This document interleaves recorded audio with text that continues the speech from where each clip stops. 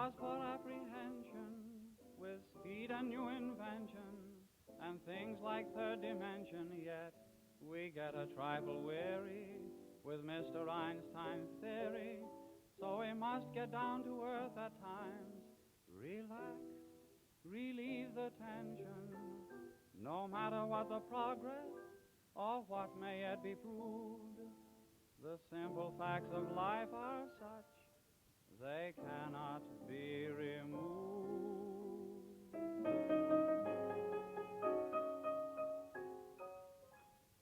You must remember this, a kiss is still a kiss, a sigh is just a sigh. The fundamental things apply as time goes by. And when two lovers woo, they still say I love you, on that you can rely. No matter what the future brings as time goes by. Moonlight and love songs never out of date, hearts full of passion, jealousy and hate. Woman needs man, and man must have his mate, that no one can deny. It's still the same old story, a fight for love and glory, a case of do or die. The world will always welcome lovers as time goes by.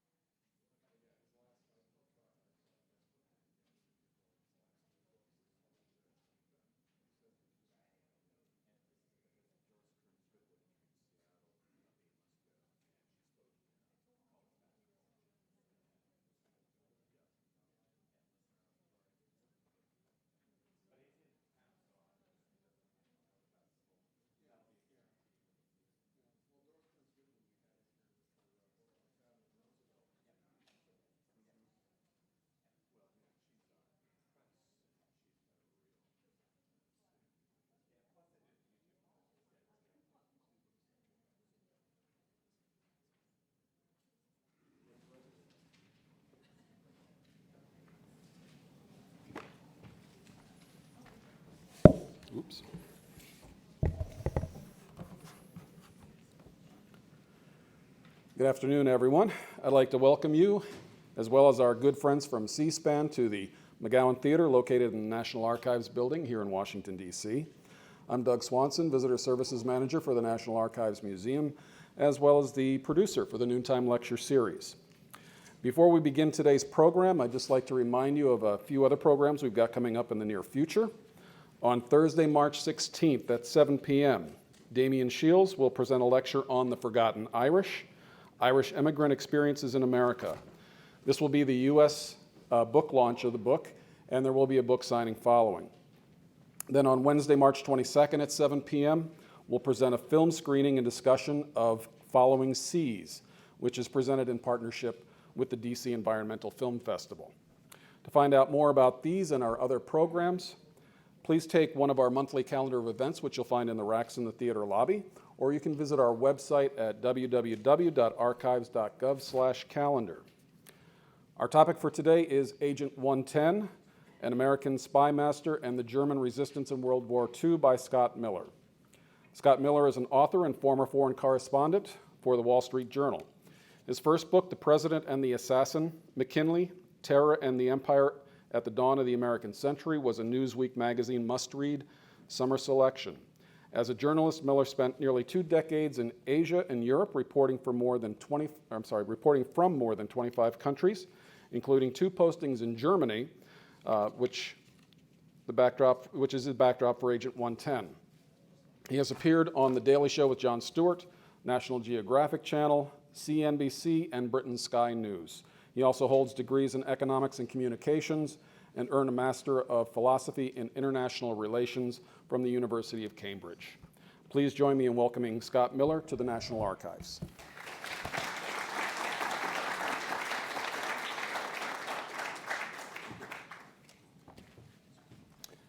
Thanks, Doug. I thought what I would do today is talk a little bit about kind of the background behind this book, how I came to write it, introduce you to some of the characters along the way, and then describe a little bit about sort of the final product, and then we'll have time for questions and any comments that you have afterwards.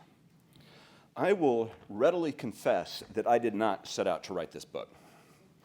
I was originally very interested in the early days of Americans' involvement in the Vietnam War.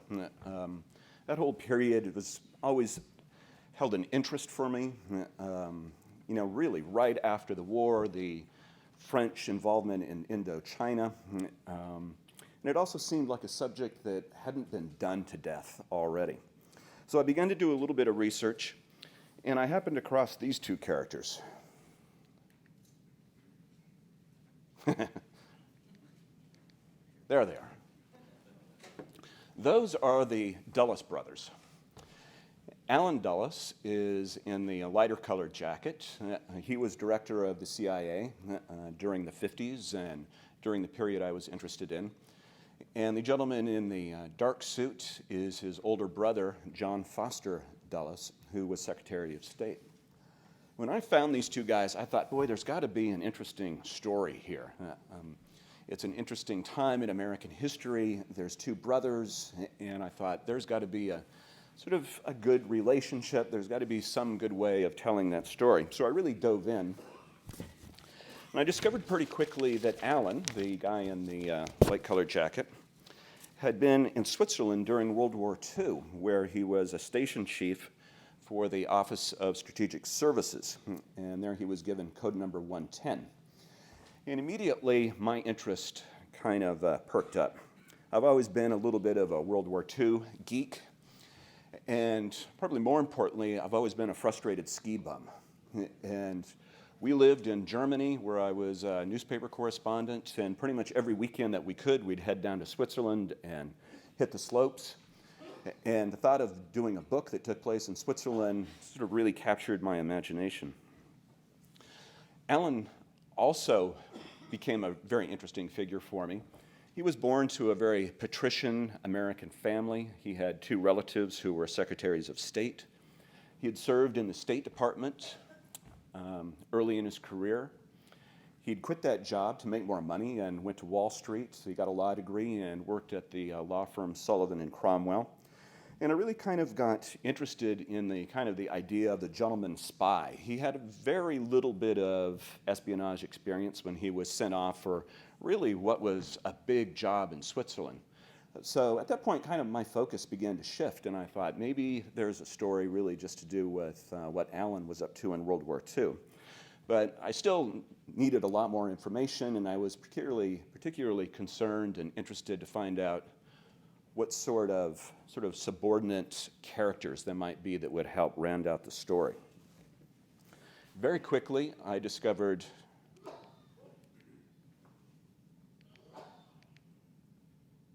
there's a picture of Alan in Switzerland. You can see the Alps in the background, and it looks like he's got a tennis court there. He's accompanied by his number 2 in the OSS Bureau. Very quickly, I discovered this woman. That's Mary Bancroft. Now, Mary came from the same sort of family that Dulles did. She was from Boston. Her father had been publisher of the Wall Street Journal. She'd married an American figure skating champion who competed in the 1928 Olympics. But she left him for what she described as a purely physical attraction to another man. And it turned out that Mary had a real eye for the gentleman. And she ended up meeting a Swiss fella by the name of Jean Rouvenacht. And they moved to Switzerland. She admitted that she didn't really love Jean, but she was really interested in his personal story, at least the story that he told her. Jean claimed that he was part Turkish. It was entirely a lie. He did it just to get Mary's attention.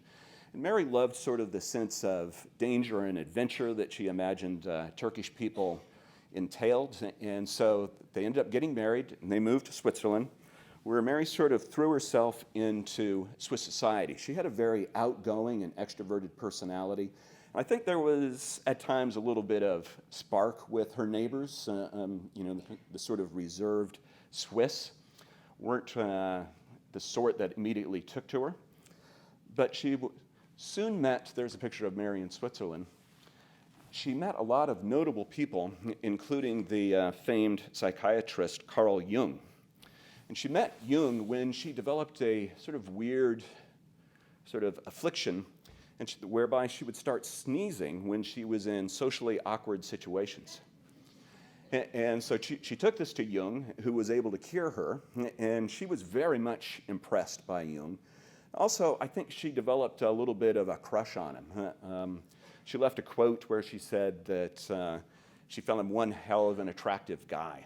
And she kind of wormed her way into a group of people who spent a lot of time with Jung and began to study his work. She became pretty well known, especially among Americans in Switzerland. And they recruited her pretty early when they saw that war was coming to do various jobs, kind of State Department jobs, looking at German speeches and writing them up, writing newspaper articles that were favorable to the American government. When Dulles arrived, they introduced her to Dulles, and he immediately asked her to join his team, and she came to sort of assume a fairly important role in what Dulles was doing. And then, very suitable for my purposes in telling a good story, she became Dulles's mistress. And so I thought, here's a good character. She brings a lot of dimension to the story and really fleshes it out. And then I kept looking, and I came across this guy, and that's Hans Bernd Gasavius. Now, he's a German. He was a bit of a hulk of a man. He stood 6'4". Everybody who knew him described him as being insufferably arrogant and difficult to deal with. He had risen through the German security and police services, and he'd been in the Gestapo in the very early days. His career in the Gestapo didn't go very well. He was a real schemer and a plotter, and he decided that he could advance his career by spreading a rumor about the head of the Gestapo. He told people that he thought he was a communist. Now, that didn't go over very well. Gasavius got drummed out of the Gestapo and was actually lucky that he wasn't thrown in jail. But he was able to land a job in another arm of the German intelligence services called the Abwehr. And this was a group that they basically did intelligence for the German military. And Gusevius's attitudes toward the Germans and towards the Nazis was rapidly changing at this point. In the Gestapo, he had seen how nasty the Nazis could be. And I think also, of course, he would never admit it, and I'm just supposing here, but I sure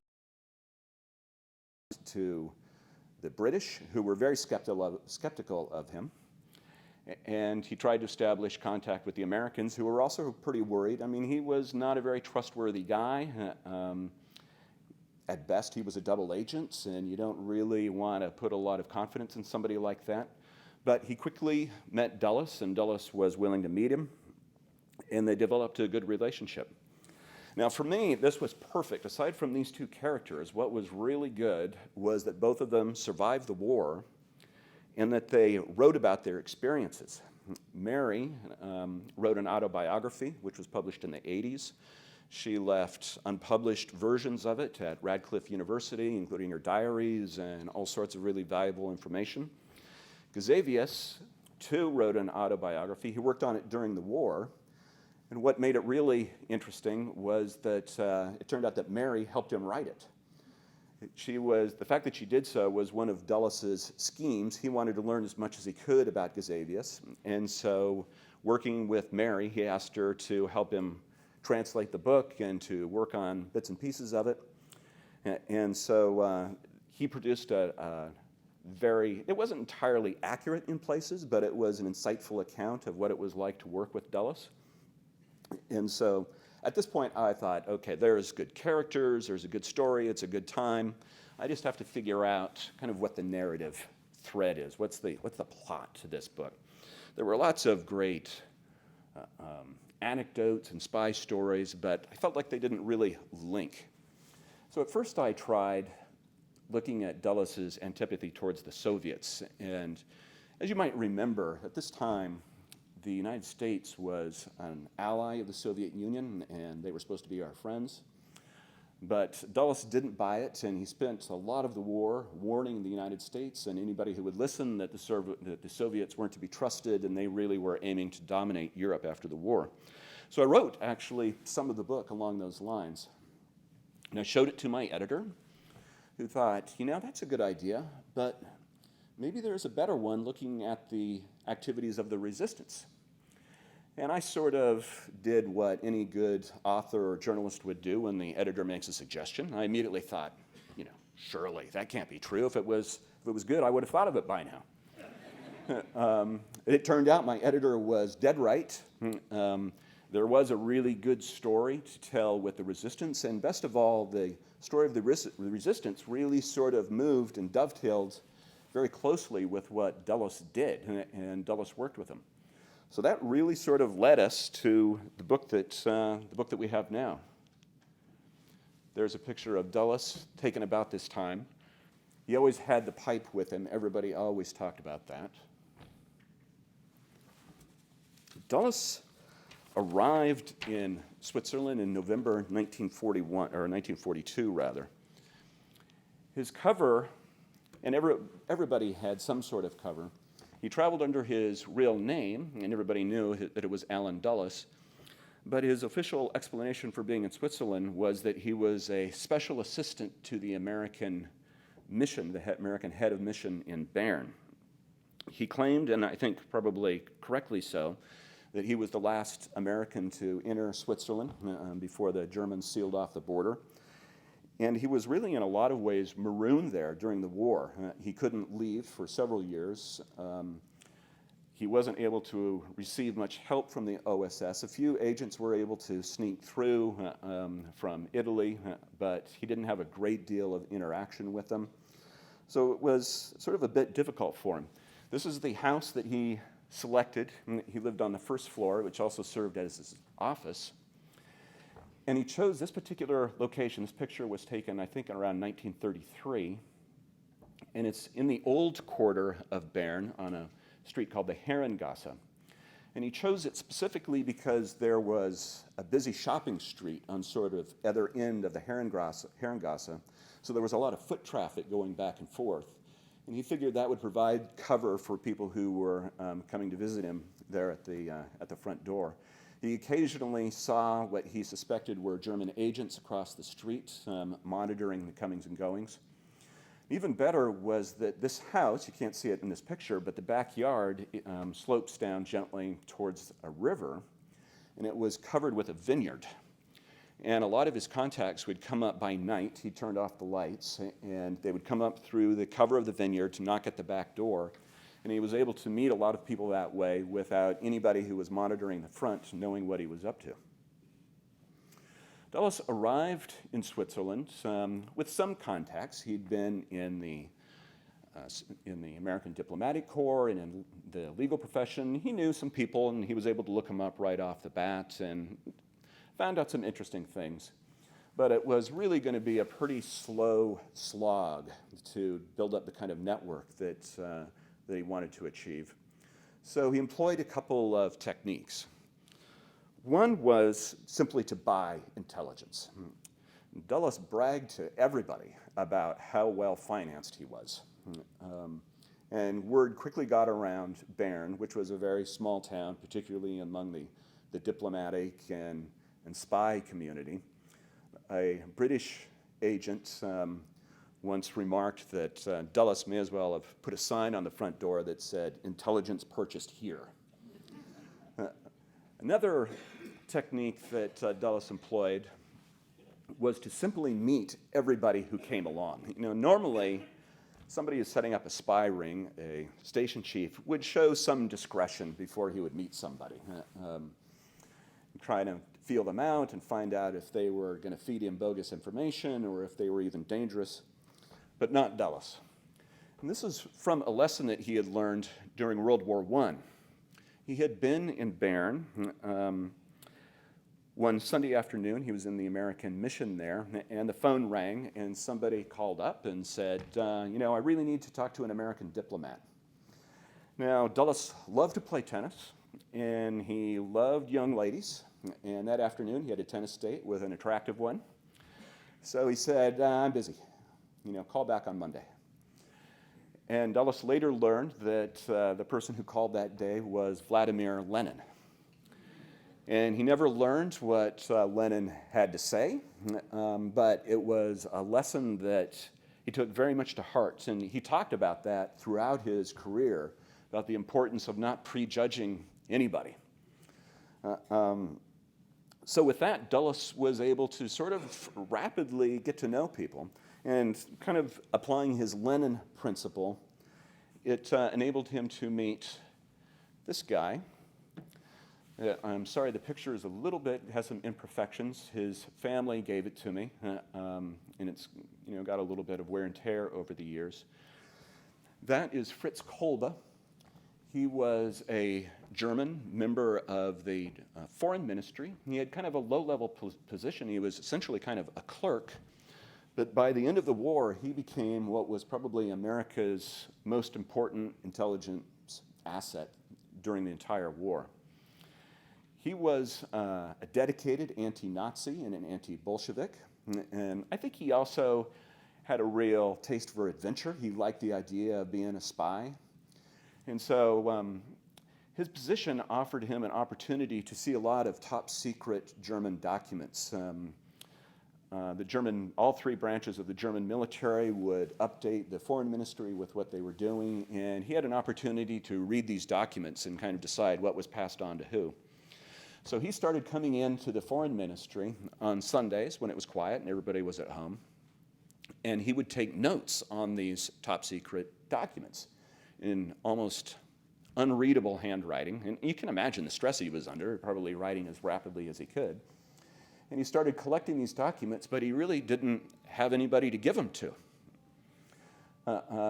He had a friend in Switzerland who at one point reached out to the Brits, who weren't interested. The British had recently been fooled by a similar offer, and they'd lost 2 agents, and this looked like a similar ruse, and they were not going to fall for it. So Kolbe was able to make contact with Dulles, Shortly after Dulles arrived, they had a midnight meeting in an apartment in Bern. And Dulles was at first skeptical, but Kolbe produced about 180 documents on that particular day, including ones that described German codes. He talked about a German agent that was operating in Ireland.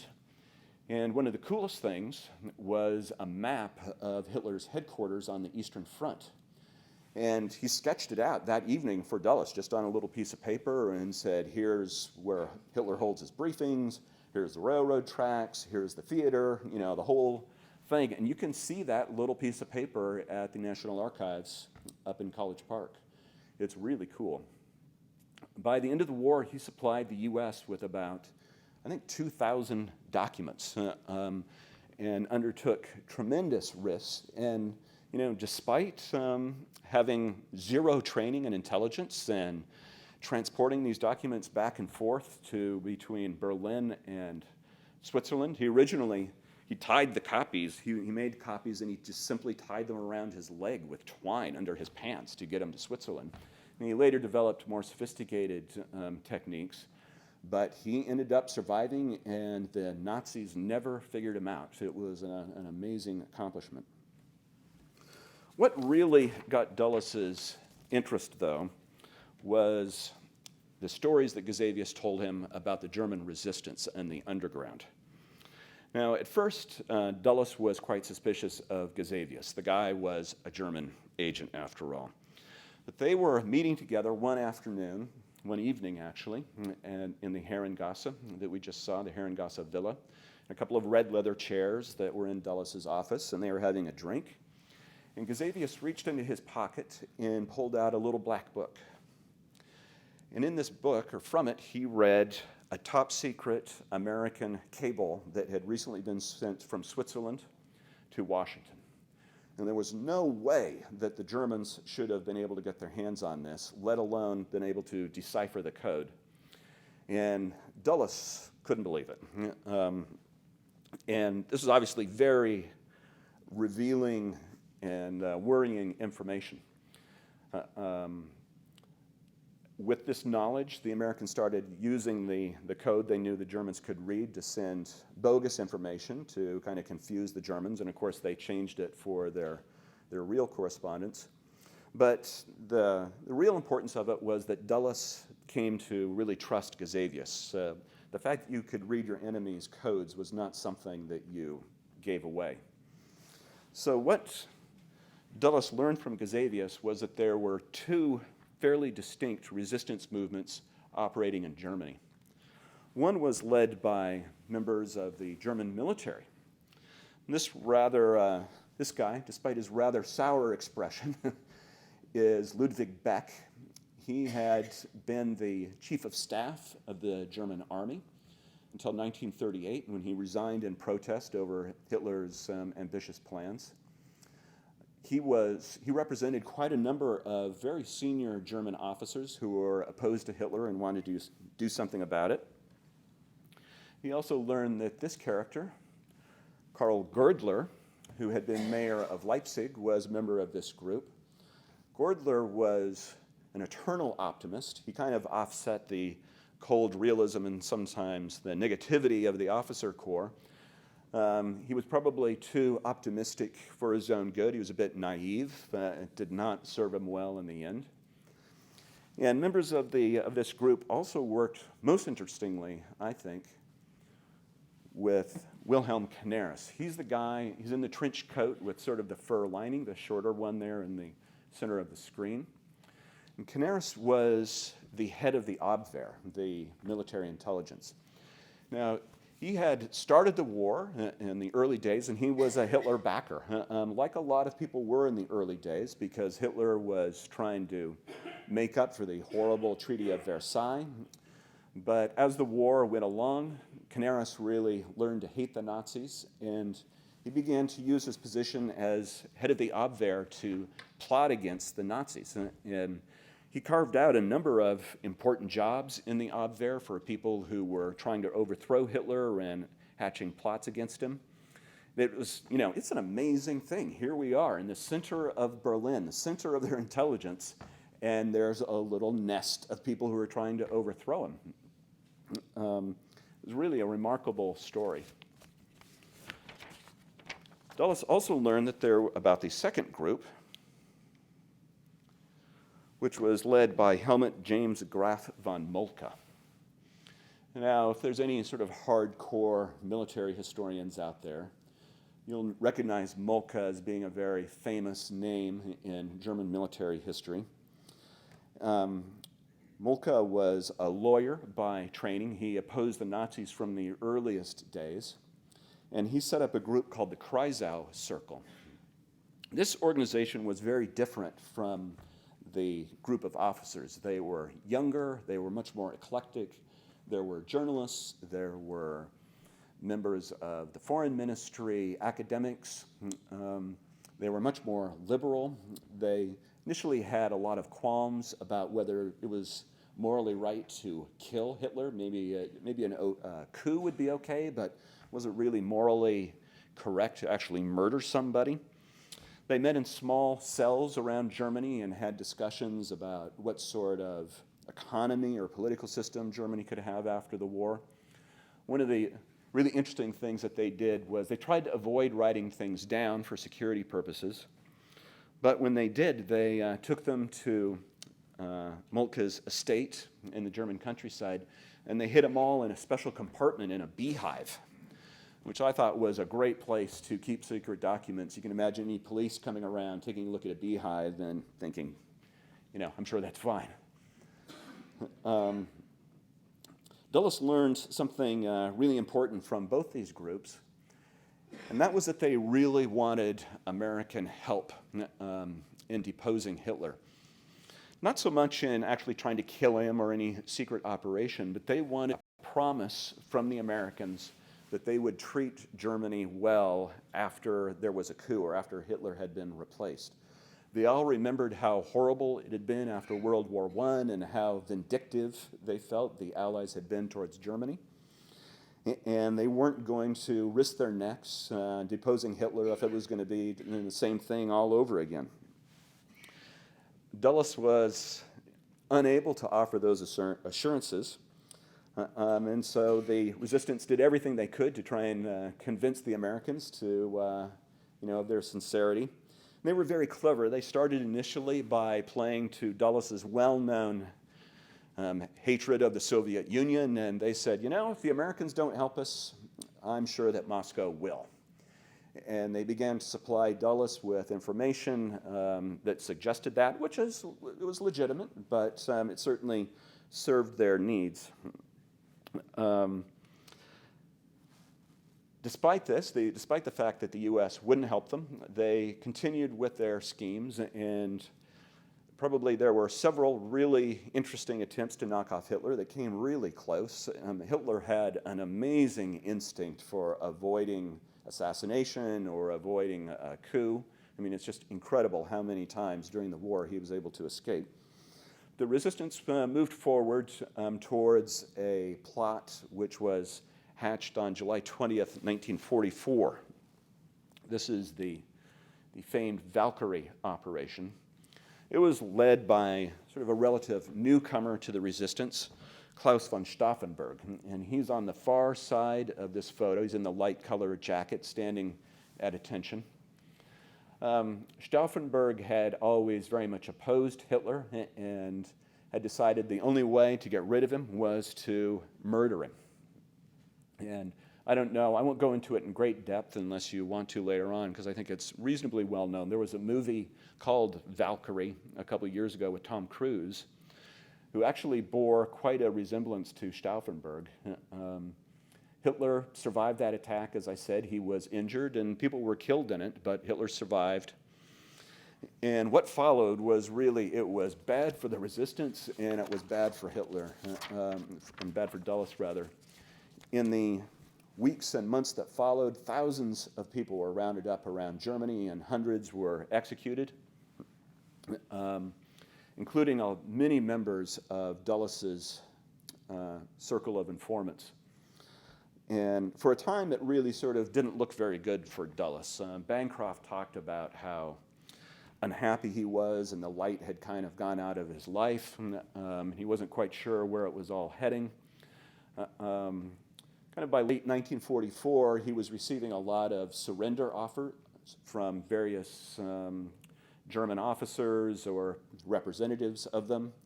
And Dulles really kind of dismissed those. They all looked pretty self-serving, attempts by people to sort of save their own neck.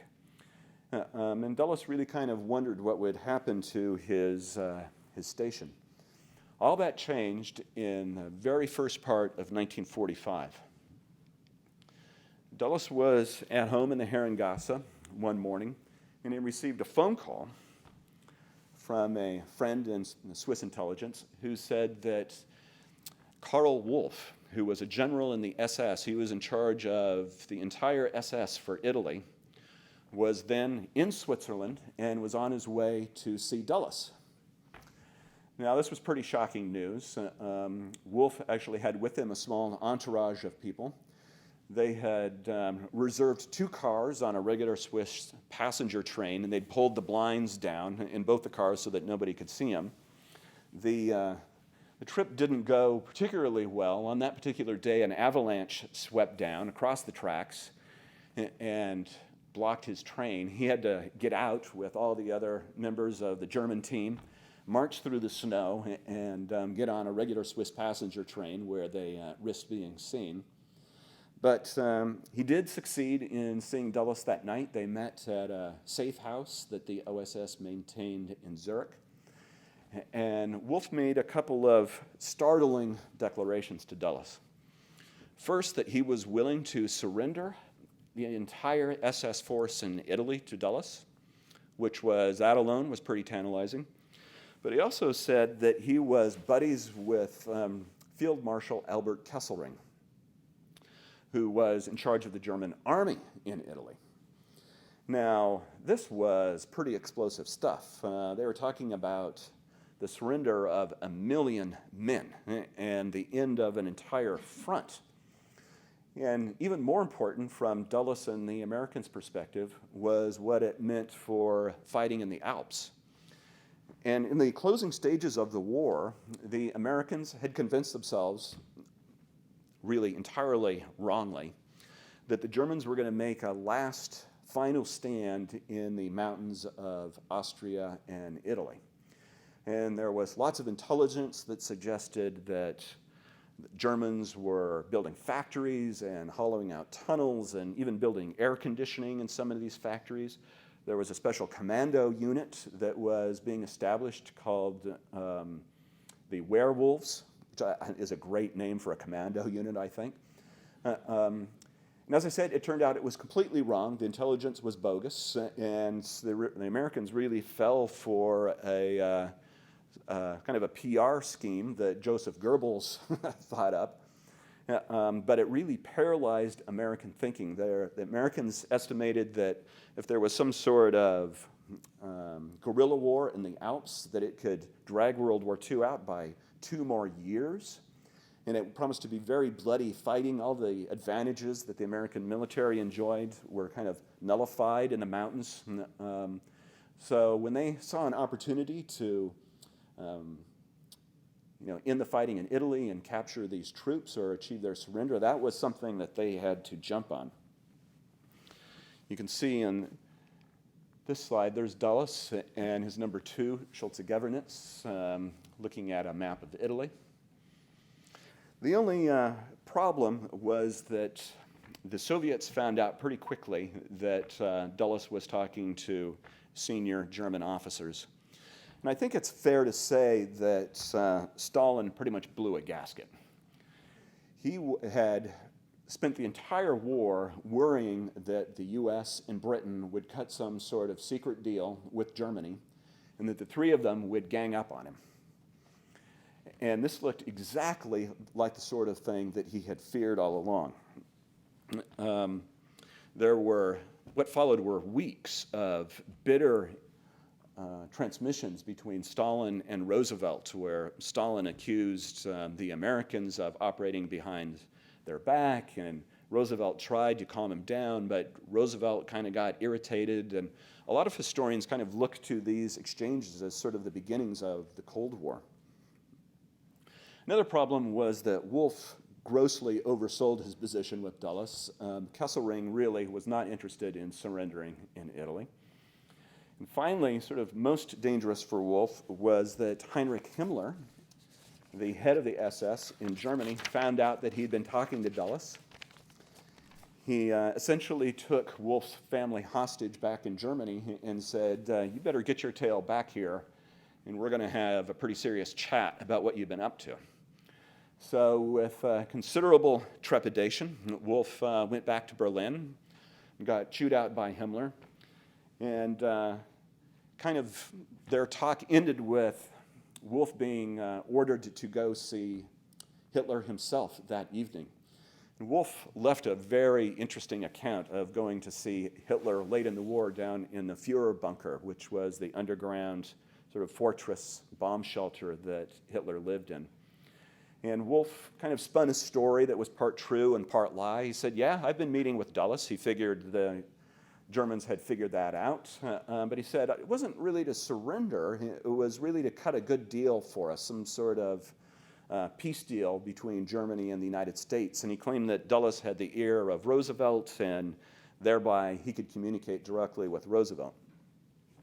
So Hitler sort of calmed down, and he thought that maybe that was a good idea. And in the latter months of the war, that was kind of Hitler's main hope for how the war would end, was that the Americans and the Soviets would have some sort of falling out. He really was never convinced that the communists and the capitalists could really get along for very long. So he sent Wolfe back to Italy. Wolfe said he was just happy to get home with his head still on his shoulders and to begin new negotiations with Dulles. Those talks sort of dragged on for several weeks, and there were all sorts of sort of misadventures and false starts, but they finally agreed a surrender of German forces, which took place on May 2nd. And Dulles was pretty fired up about that. He had achieved quite a feat. Fortunately, sort of a lot of the accomplishment diminished when the entire German army in Europe surrendered 5 days later. But it still was meaningful. Wolfe had no doubt treated American prisoners of war better than he would have, and he had refused to destroy Italian artworks or Italian factories because he was talking to Dulles, and it did end fighting 5 days early, and probably saved hundreds, if not thousands, of American lives. Dulles stayed on in Germany. After the war, he became the station chief for the OSS in Wiesbaden, which is just up the Rhine a little bit from Frankfurt. But his heart really wasn't in it. He kind of disagreed with American occupation policy. The Americans, after the war, had laid down very strict rules that basically barred anybody who had been associated with the Nazi Party from participating in an occupation government. And Dulles really didn't agree with that policy. His prime concern, as always, was the Soviet Union, and he wanted to make sure that Germany really got back on its feet and was stable politically and economically, and if you had to turn to ex-Nazis to achieve that, that was the price you had to pay. I mean, he once said that you can't even make the trains run in Germany on time without the help of ex-Nazis. Dulles spent a lot of time sort of not really managing the staff that was assigned to him, and most of his attention was given to what he called the crown jewels. These were people who he had worked with during the war. He wanted to make sure that they were well looked after. Kolbe, who we saw a few minutes ago, was particularly well looked after. He was given a car and food rations, and basically nobody had a car in Germany right after the war, so that was something. Dulles eventually, he left Germany in the fall of 1945 when the OSS was disbanded. He returned to his law practice at Sullivan and Cromwell in New York. And he still was pretty much living in the past. Other lawyers there said that he remained very fixated on the war and just spent as much time as possible reminiscing with old friends who would come by. He got very active in the Council on Foreign Relations and kind of used that platform to argue for treating Germany well and not trying to punish it excessively for the war. He also advised Congress on establishing a new intelligence service to replace the OSS and what eventually became the CIA. And of course, he became the first civilian director of the CIA in 1953. So that concludes my prepared remarks. I'd be happy to try and answer any questions. I guess if you want to ask, you need to make your way to a microphone, which is on either side. There's one over there and one over there. So, yes, sir. What happened to Mary Bancroft? I'm glad you asked that question because I have a bonus slide for that very question. And that is Mary there with her legs crossed, and she's sitting with Clover Dulles, who was Dulles' wife. And it turned out that Clover came to Switzerland and joined Dulles while the war was still on. And Dulles, being Dulles, his wife, they had an unhappy marriage, I think it's safe to say. And Clover sometimes kind of got in his hair. So he asked Mary, can you, become buddies with my wife and take care of her, which was a pretty bold move. But Mary volunteered, and Clover was quite astute, and she figured out pretty quickly what had been going on. She told Mary, I know what's been up to, and I think the quote was something like, and I approve. She and Mary became pals. So they both were very interested in Jung and studied his writings. And in the closing days of the war, they even took a tour sort of on the northern border of Switzerland to kind of look across into Germany. And Mary wrote about their trip together and all the horrible things they could see in Germany.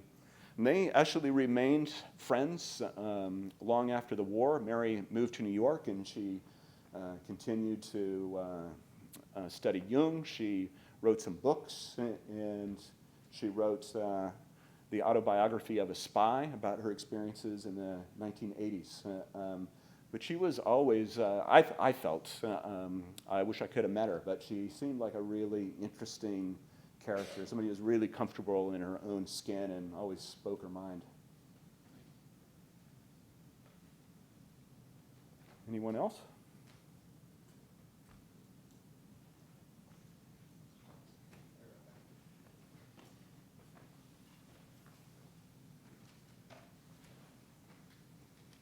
So the station chief, you mentioned the Germans were outside. Did people actually know his actual role? How long did it take before everybody said, oh, duh, of course he's the OSS dude? That's a good question. It didn't take them long to figure out that he was in Germany, but there had been a newspaper article that was written in a Swiss newspaper shortly after Dulles arrived. And that newspaper article said that this guy, Alan Dulles, is here. He's kind of a well-known diplomat. And the newspaper article said that he was a special emissary from Roosevelt, which was slightly different from Roosevelt's cover story. And Dulles was at first horrified that there was a newspaper article about him. But he kind of realized pretty quickly that, if people want to believe that, I'll let them. And the Germans bought that. They wrote a rather lengthy report, I think it was in January or February of 1943, just a few months after he arrived, saying that Dulles was there, and it had a biography of him, and they had found some Germans who had known him from before the war, and they said, he's in Switzerland, and he's just here on Roosevelt's behalf. And we think he's really most interested in the German economy, gathering intelligence about the German economy.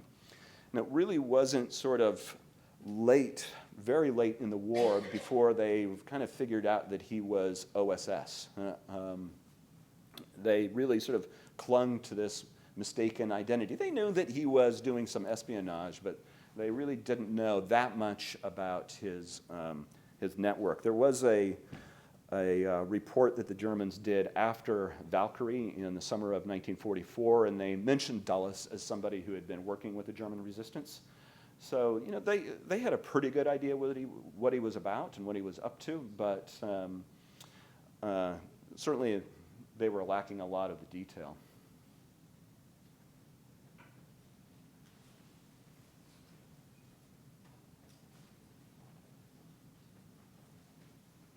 How did Dulles get the information he was gathering back to the United States so that they could take advantage of it? That was a constant problem. They had originally, because Switzerland was surrounded by the Germans and the occupied territories, Italians on all sides, they originally experimented by giving documents to diplomats from neutral countries who would smuggle it out of the country through France, you know, to Spain, which was neutral, and they could fly it out from there.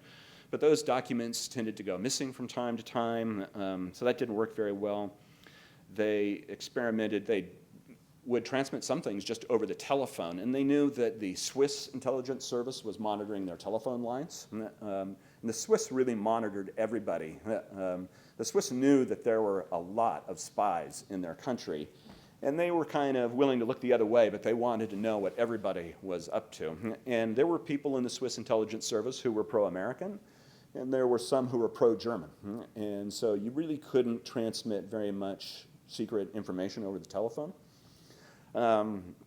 So Dulles used kind of a very simple code that he would send things back and forth on by telegram.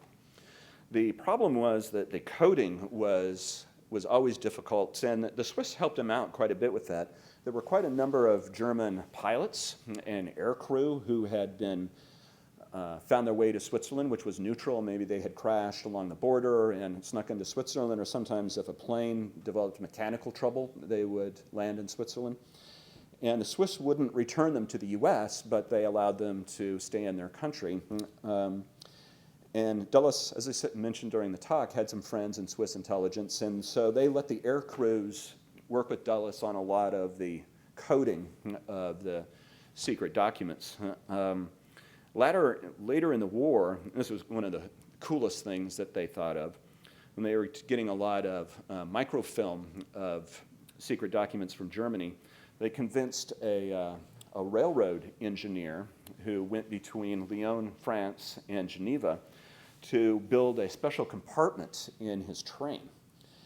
And it was kind of near the boiler, and so they would put microfilm or documents in this secret compartment, and it actually had a little lever on it, and so if the train was ever inspected, the conductor could hit this lever, and whatever was in this compartment would fall into the flames of the boiler and be incinerated, and you could avoid detection. And so those documents would go to France, where it was met by members of the French underground who bicycled it down to the Mediterranean, and they took it by boat to a location. It was eventually flown to London, where it was looked at and then sent on to Washington. But they did that really sort of for the bigger documents that they had that were difficult to transcribe, and where they just wanted to send the originals. Aside from Hitler's intuition, with that much resistance, did you develop any theories about why an assassination attempt never was successful? It is, you know, the guys in the resistance, you can't but marvel at how brave they were, because if you got caught, and I have to say almost all of them did at one point or another, you were looking at a pretty grisly death. But Hitler, it's inexplicable.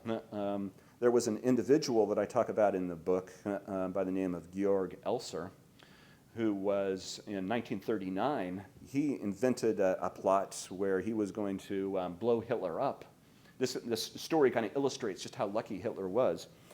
He was going to blow up this beer hall that Hitler was speaking in, and the guy was ingenious. He got a job in a construction factory, the platform where Hitler was, and it was bad weather. You better take the train. And off exactly as timed, with a tremendous explosion. It killed a number of people. When the roof collapsed, Hitler would have been killed, but it was just a matter of bad weather. There were, I mean, I could go on and on about similar, just inexplicable twists of fate that spared Hitler. Was incredible.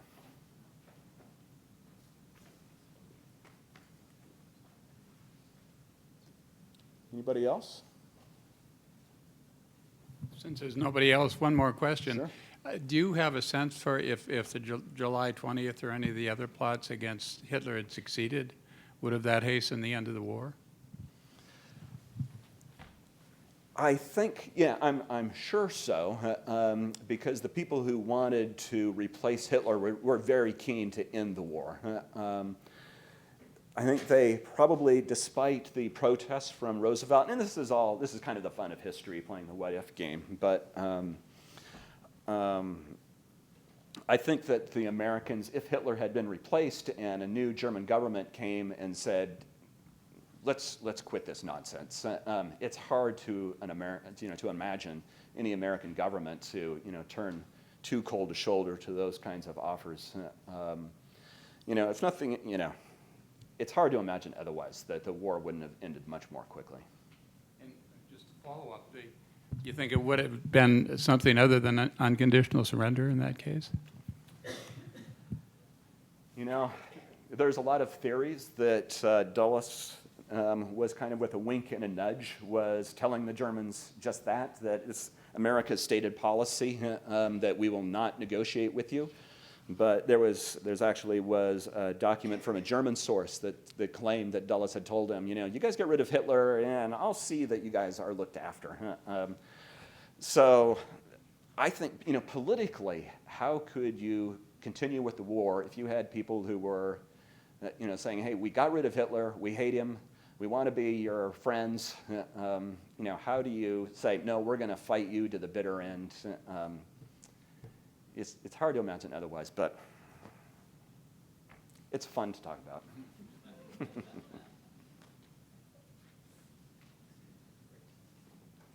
Okay, well, thank you so much, everybody. Enjoyed talking to you.